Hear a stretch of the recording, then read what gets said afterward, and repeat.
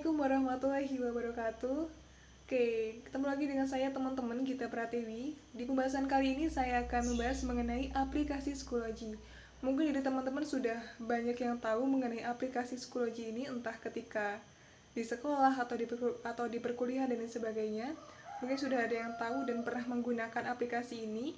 Tetapi kita akan bahas lebih lanjut pembahasan mengenai aplikasi Schoology ini, sehingga eh, pemahaman kita atau pengetahuan kita akan lebih bertambah lagi. Oke teman-teman, Schoology ini adalah Learning Management System atau LMS yang menyediakan layanan bagi user untuk membuat, mengatur, dan juga membagikan file.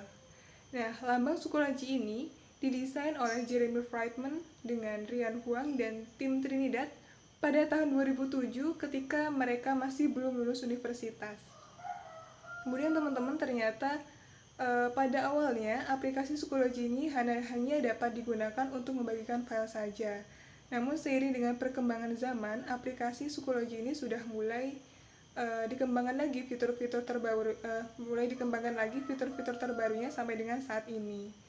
Kemudian di antara dari fitur-fitur Schoology ini, teman-teman, yang pertama ada course atau kursus, kemudian yang kedua ada group atau kelompok, ketiga ada research, sumber belajar, kemudian ada research activity, kemudian ada kalender, message, people, dan lain sebagainya. Nah, untuk course atau kursus di sini teman-teman, fasilitas ini atau fitur ini merupakan suatu fasilitas yang digunakan untuk membuat suatu kelas mata pelajaran tertentu. Contohnya seperti mata pelajaran matematika, bahasa Indonesia, kemudian ada biologi, dan sebagainya. Selanjutnya teman-teman, ada grup atau kelompok. Iya, seperti namanya, di mana memang fitur ini digunakan untuk membuat suatu kelompok dalam pengelompokan dalam suatu tugas, dalam mengerjakan suatu tugas-tugas berdasarkan kelompok dengan tema yang berbeda. Nah, selanjutnya ada research. Research di sini merupakan sumber belajar, teman-teman. Jadi, fasilitas ini menyajikan sumber belajar baik bagi individu maupun bagi kelompok. Selanjutnya ada recent activity. Nah, recent activity di sini ini akan menampilkan berita-berita terbaru di aplikasi Schoology. Jadi semuanya berita terbarunya akan tampil pada recent activity ini. Jadi kita akan selalu up to date dengan berita-beritanya, teman-teman. Oke, selanjutnya ya, kita akan membahas mengenai fitur selanjutnya setelah recent activity adalah kalender. Nah, fitur ini merupakan untuk menampilkan laman kalender ya, untuk menampilkan laman kalender yang sebelumnya telah diposting di recent activity. Oke, selanjutnya ada setelah kalender ada message. Message di sini merupakan pesan di mana kita bisa mengirim dan juga melihat pesan dari sesama pengguna aplikasi Schoology ini. Nah, selanjutnya teman-teman ada aplikasi selanjutnya ada fitur people ya. People ini merupakan orang. Jadi pada fitur ini kita bisa melihat daftar semua pengguna, sesama pengguna di aplikasi Schoology. Jadi itu tadi teman-teman pembahasan mengenai apa saja fitur-fitur yang ada pada aplikasi Schoology. Lalu selanjutnya, bagaimana sih cara penggunaan atau langkah-langkah penggunaan fitur-fitur di aplikasi Schoology ini? Teman-teman, ada beberapa langkah-langkah yang perlu kita ketahui, diantaranya cara atau langkah-langkah pembuatan akunnya, kemudian bagaimana cara membuat course atau kursusnya, membuat kelasnya, lalu bagaimana cara atau proses siswa itu masuk ke dalam kelasnya, dan lain sebagainya. Oke, kita akan bahas lebih lanjut mengenai langkah-langkah penggunaan fitur pada aplikasi Schoology. Yang pertama teman-teman, kita harus tahu tentang bagaimana cara pembuatan akunnya terlebih dahulu. Jadi di aplikasi Schoology ini ada 3 akun yang dapat kita buat. Di antaranya ada akun sebagai instructor atau guru, kemudian yang kedua akun sebagai student atau siswa, dan yang ketiga akun sebagai parents atau orang tua dari siswa tersebut. Nah, kita yang pertama akan membuat akun untuk instructor atau gurunya. Langkah pertama teman-teman, sebenarnya caranya ini gampang banget, pasti semuanya bisa ya. Oke, yang pertama kita buka website, kemudian kita ketikkan saja di situ schoology.com. Setelah itu akan muncul beranda. Kita pilih saja sign up ya, kita pilih sign up, kemudian di situ akan muncul kotak dialog. Ada 3 pilihan. ada instruktur, kemudian student, dan juga parents. Karena kita akan membuat akun sebagai guru, maka kita pilih yang instruktur. Nah, setelah itu teman-teman akan muncul kotak dialog di mana kita harus mengisi data diri kita, seperti nama, tanggal lahir, kemudian email, dan lain sebagainya. Nah, dari situ kita isi semua. Kalau sudah terisi semua, kita klik register. Ketika sudah register, teman-teman, berarti kita sudah registrasi akun kita. Dan data diri kita itu berarti akun kita sebagai instruktur atau guru itu sudah siap untuk digunakan. Oke, selanjutnya akun sebagai student atau siswa. Langkah pertama sama teman-teman, kita bisa buka website, kemudian kita ketikkan schoology.com dan akan muncul berandanya, kita pilih sign up. Dari ketiga pilihan tadi, kita pilih student karena kita akan membuat akun sebagai siswa. Ya, setelah itu kita diminta untuk memasukkan kode aksesnya teman-teman. Biasanya kode akses siswa ini kita bisa dapat dari guru kita masing-masing karena guru kita yang membuat kode akses tersebut. Nah, kita masukkan semua kode aksesnya sesuai dengan yang diperintahkan oleh guru itu. Kita masukkan, kalau sudah kita klik continue, dan kita juga akan mengisi data diri seperti kita membuat akun sebagai guru tadi. Nah, kalau sudah, kita bisa klik register dan akun sebagai student siap untuk digunakan, teman-teman. Gampang banget kan caranya? Oke, kita bisa teman-teman bisa coba caranya ini sendiri di rumah ya. Karena ini caranya gampang banget, jadi tinggal simak terus videonya dan langkah-langkahnya. Lagi di pembuatan fiturnya atau cara langkah-langkah penggunaan fitur di aplikasi Schoology, kita sampai di tahap bagaimana langkah-langkah pembuatan course atau kelasnya.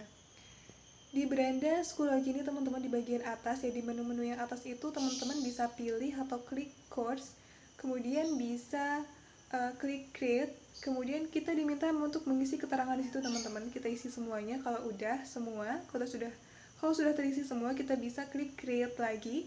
Nah, pada tahap ini kita sudah bisa membuat course ya teman-teman, sudah bisa membuat kelasnya, di mana kita akan mendapat kode akses yang bisa kita bagikan kepada para peserta didik kita, kepada para siswanya. Karena di sini kita berperan sebagai instruktur atau gurunya.